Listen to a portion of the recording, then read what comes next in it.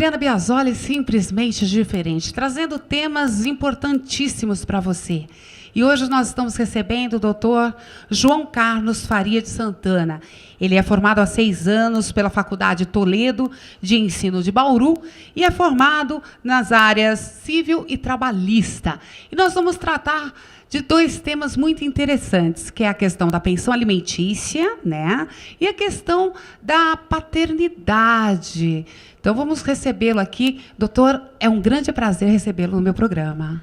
Igualmente, Adriana, e quero parabenizá-la por esse trabalho que, de certo, está levando muita informação para os munícipes aqui de Jandira. Doutor, eu sei que diariamente o senhor recebe aí várias pessoas que vão ao seu escritório para ver essa questão de pensão alimentícia. Quais são os procedimentos? As pessoas que vão buscá-lo buscam, na maioria das vezes, em que sentido? Bom, quem tem direito a uma pensão alimentícia é, por exemplo, um filho, né, em relação ao pai. O pai pode pedir em relação ao filho.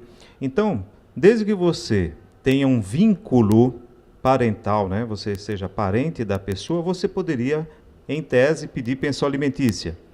Então, as pessoas procuram a justiça buscando aquilo que muitas vezes eles não conseguem diretamente. Um exemplo, né? O pai tem filho com a mulher e depois, na separação, se recusa a pagar a pensão alimentícia. Importante que a mãe, representando o filho, entre na justiça para buscar esse direito.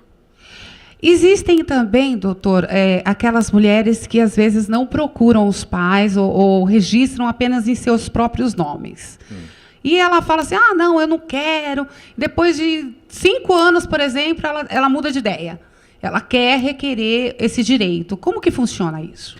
Ela pode, sim, ir buscar a justiça, mas é importante destacar que ela não... A criança, né? Porque a mãe aí só vai estar representando. Quem entra com o processo é o filho. Por ele ser menor, então ele está representado pela mãe. Então, aquele período anterior não terá direito. Não adianta reclamar. 5 anos. Os 5 anos. Então, a partir do momento que você der entrada com o processo, que o pai for citado, é que você passará a ter direito. Então, ocorre tantas vezes, deixar passar muitos anos, às vezes até a criança já quase está para completar a maioridade, como já vi. E nesse momento, você, quando vai buscar o seu direito, já não pode mais pleitear. Não tem mais direito. E mesmo assim, se ele não registrou essa criança, ainda tem que ser feito o teste de DNA. Tem que ser feito o teste de DNA. É um teste que você pode, por exemplo, fazer até particular, ou então você vai requerer no processo que seja feito pelo Estado, pelo IMESC, que fica lá na Barra Funda. Evidente que isso aí vai demandar um tempo, porque você entra com o processo, vai fazer investigação de paternidade, depois de provado que aquele sujeito é o pai, é que o juiz vai deferir o pagamento de pensão alimentícia. Importante dizer que, enquanto não ficar provado que aquele cidadão é o pai, ele não tem a obrigação de pagar a pensão.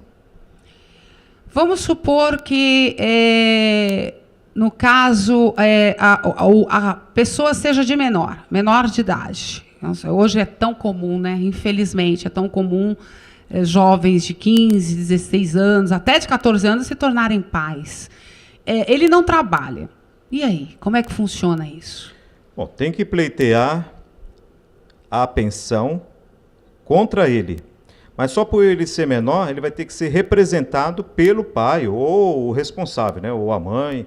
Então, alguém vai ter que ir. Da mesma forma que a moça vai lá na justiça acompanhado do responsável, também o rapaz, se ambos, né, forem menores, vai ter que ser acompanhado por um responsável que vai assisti-lo naquela audiência. Bom, lembrando você que está aí na sua casa, né, que é menor de idade, que se você fazer aí as coisas que não deve, né, ou fazer de forma inadequada, quem vai ter que arcar com a consequência dos seus atos são seus pais. Se ele já vive uma vida com dificuldade, então você pensa que você talvez possa acarretar uma dificuldade maior na vida do seu pai. Então, preste atenção nas suas atitudes. Bom, doutor, uma outra questão, a questão dos 30%. Realmente é isso que é pago? Vamos supor. Mas ele tem uma outra família. Aí é 30% para um, 30% para o outro, aí sobra o quê para o homem, coitado? Não. A lei não diz que tem que ser 30%. Os alimentos, eles são devidos, e aí, conforme a possibilidade de quem paga e as necessidades de quem recebe, é que serão fixados. Então, por exemplo, se o pai tem 2 filhos com mães diferentes, ele não vai dar 30% para uma criança, 30% para outra. Terá que ser calculado proporcional. Existem pensões, por exemplo, vamos supor, o sujeito tem um filho só e ele faz um acordo de alimentos, situações de 10, 15, 20, até 40% eu já vi. Então, é conforme a necessidade da criança e as condições do pai.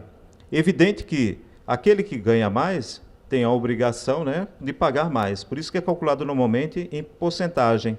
Um percentual, 20%, 25%. Se você melhorou de salário, você, então, consequência, vai ter mais pensão paga. Tem algumas pessoas que eles, em comum acordo com a mulher lá, ele começa a pagar uma pensão de X ou Y, mas ele não foi dado aquela entrada na justiça, tal. Esse indivíduo que está pagando a pensão, mas que não é via justiça, o que ele tem que fazer? Tem que pegar um recibo? Tem que fazer o quê? Importante que sempre a pessoa pegue recibo. A orientação que nós, como advogados, passamos é que se faça depósito em conta.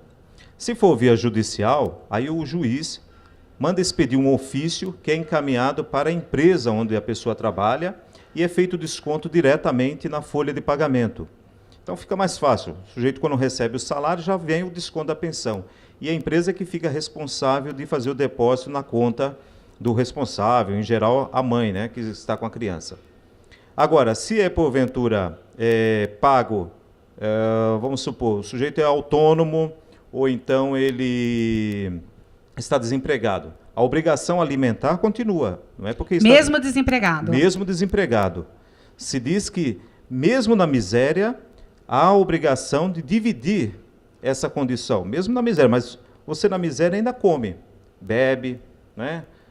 Usa do seu produto de higiene. Então você tem que dividir esse pouco com o seu filho. E você, pagando, pegue um recibo. Deposite em conta. É a melhor fórmula que tem. Assim, doutor, se de repente a pessoa ela não deu dinheiro, mas ela comprou lá a fralda, comprou leite, comprou aquelas coisas. Ela pode pegar essas notas para justificar que ela... Ou isso não vale diante da justiça? Não, vale sim. Você pode ter notas fiscais, né, de despesas, eventualmente, por exemplo, um atendimento dentário. Né? Uma criança teve um problema nos dentes, teve que levar num dentista, e aquilo custou caro. Então, você guarda os recibos. Você pode até abater do valor que, eventualmente, você dá todo mês de pensão alimentícia. Uma coisa importante, as pessoas, às vezes, pensam que pensão alimentícia é só para os alimentos. É que esse nome a gente usa para tudo. Se usa para os alimentos, para o lazer, para a educação, para pagar a perua escolar da criança. Então, tem que ser uma somatória de todas as necessidades que a criança tem.